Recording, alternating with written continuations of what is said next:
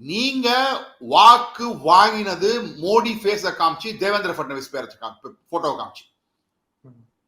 ஜெயிச்ச பிறகு 2 நாளைக்கு நீங்க போன் எடுக்கல.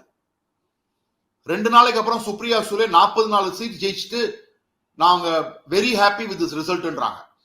அப்படின்னா நீங்க 3 பேரும் முன்னாடியே முடிவு பண்ணிட்டீங்க. Sharad Pawar, Uddhav Thackeray and Congress. That BJP 120 seat ஜெயிக்கலன்னா நம்ம 3 பேரும் உட்கார்ந்து ஆட்சி அமைப்போம், நான் தான் சீஃப் மினிஸ்டர் அப்படின்னு. இதெல்லாம் முடிவு பண்ணது கேம். சோ அமித்ஷாவோ நரேந்திர மோடியோ தேவேந்திர பட்னவிஸோ வேடிக்கை பார்க்கறதுக்கு அரசியல் பண்ணல. நீங்க இப்படி அரசியல் பண்றீங்கன்னா அதுக்கு பதிலாக அரசியல் பண்ணி தான் ஆகணும்.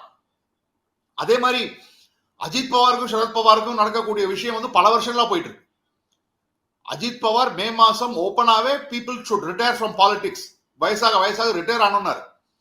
அதே மே மாசம் தான் சரத் பவார் ரிட்டையர் ஆ போறேன்னாரு. அப்புறம் ரிட்டையர் ஆகல. ஓகே, சோ அஜித் பவாருக்கு பிஜேபி கிட்ட வர வேண்டிய கட்டாயத்துக்கு தள்ளப்பட்டார்.